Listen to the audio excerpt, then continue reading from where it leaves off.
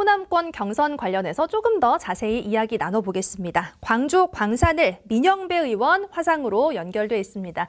의원님 안녕하십니까? 안녕하세요. 네. 민영대입니다. 반갑습니다. 네, 몸 건강은 좀 회복하셨나요? 많이 회복됐고요. 이제 근육만 좀 붙으면 되겠습니다. 아유, 단백질 많이 드셔야겠네요. 그러게요. 근데 이게 네. 쉽지 않네요, 정말. 네, 좋습니다. 자, 이재명 후보 캠프의 광주 지역 책임 의원 되셨습니다. 그리고 지금 굉장히 예. 영남, 충청권에서 이재명 후보 압도적인 지지율을 보이고 있는데요. 이제 호남권이 예. 남아 있습니다. 이번 주말입니다. 네, 이번 주말이죠. 호남 지역의 관전 포인트부터 짚어주실까요? 네, 우선 광주의 민심이 통합되어 있느냐, 호남의 민심이 이재명으로 통합되어 있느냐, 이게 하나 볼 부분이고요. 두 네. 번째는 그래서 보니까 득표율이 완전히 이재명 대선론을 확정 지을 수 있을 만큼 나올까? 저는 이 두 가지가 기본적인 포인트라고 봅니다. 첫 번째 포인트는 득표율이 얼마나 높게 나올까? 이게 이제 관심사일 겁니다. 예. 예. 얼마나 높게 나올까라고 하셨는데요. 득표율이 예. 높게 나와야 하는 이유가 뭘까요?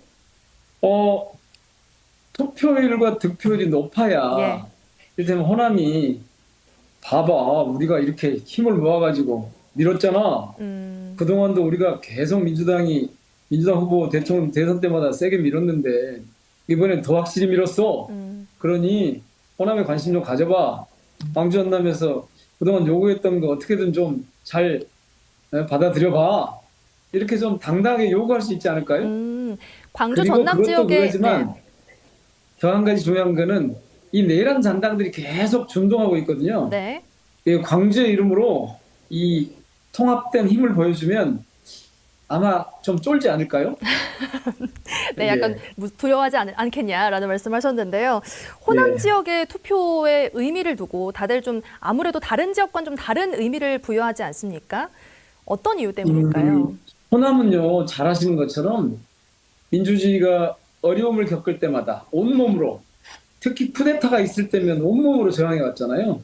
그래서 80년 5.18 이후에 87년 헌법이 이제 등장했는데 이 87년 헌법을 만들어낸 이를테면 대한민국의 민주주의 어머니 같은 곳이어서 근래 내란 때도 제일 앞장서서 싸워왔지 않습니까? 그래서 광주의 지지를 받으면, 호남의 선택을 받으면 일종의 민주주의의 적통임을, 정통성을 담지할 수 있음을 확인해주는 그런 의미가 있겠죠?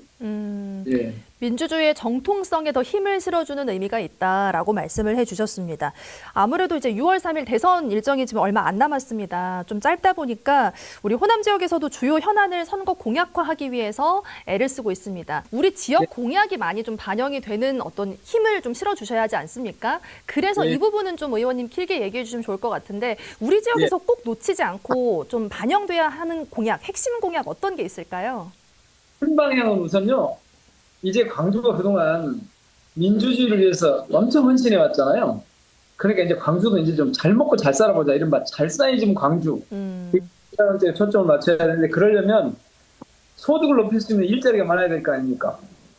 거기에 초점을 맞춰가지고 첫 번째는 우리 자동차 100만 대 도시, 물론 이게 기아차라고 하는 구체적인 기업이 어떻게 생각하고 있느냐를 염두에 두고 전개해야 되지만, 어쨌든 이거를 지금 한 52, 3만 대까지 생산하고 있는데 이거를 80만 대, 100만 대로 늘리자. 그리고 중요한 건 뭐냐면 이른바 협력업체들이 다 외지에서 부품을 만들어갖고 오면 이 전후방 연관 효과가 크지 않게 되잖아요.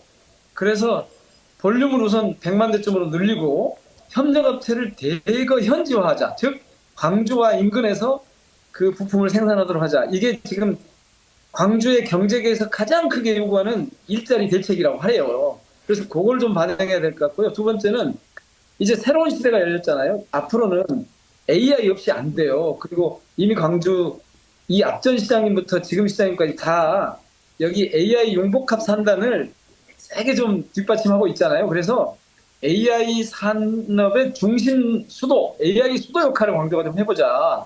그런 얘기가 등장할 거고요. 그리고 세 번째로는 이 광주 전남북이 호남이 재생에너지 산업이 아주 잘 조건이 좋은 곳이거든요. 그래서 이거 좀 키워야 한다. 아마 오늘 전북 이쪽 돌면서 그런 말씀도 하고 계실 겁니다. 예. 그리고 현안 중에 중요한 게 군공항 있잖아요. 그래서 이 문제를 빨리 좀 해결해야 된다.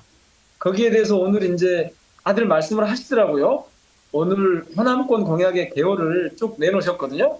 그리고 광주의 중요한 먹거리 중에 하나가 문화산업의 이 기반을 만드는 거죠. 그래서 아시아 문화중심 도시 2.0 내지 3.0 같은 문화산업의 기반을 대폭 강화하는 이런 것들을 통해서 지역의 비전을 제시하면서 도시 경쟁력을 높여가야 된다. 이런 방향으로 공약을 다듬어 가야 될 것 같습니다.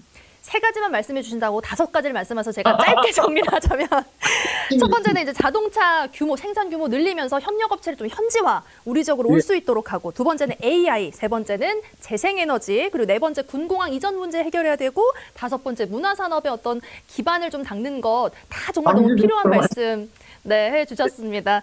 좋습니다. 이야기 더 듣고 싶은데 저희가 마지막으로 우리 유권자분들 사실 투표율이 굉장히 중요하지 않겠습니까? 투표 동료 메시지 한번 부탁드릴게요. 예, 앞서 말씀드린 것처럼 이번 투표율은 매우 중요합니다. 그런데 우리는 한 번도 지금 경험해보지 못한 그런 특별한 선거를 치르고 있거든요. 세상에 이런 경우는 없었습니다.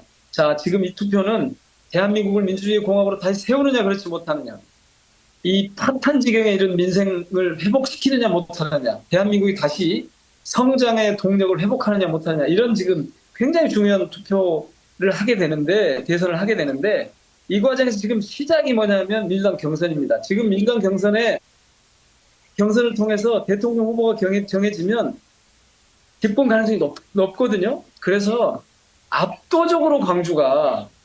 압도적인 투표율로 적극적으로 이번 대선에 임하는 모습을 보여주시면 정말 좋겠습니다. 네. 광주 높은 투표율이 민주주의의 미래를 결정합니다. 광주 높은 투표율이 진짜 대한민국을 만듭니다.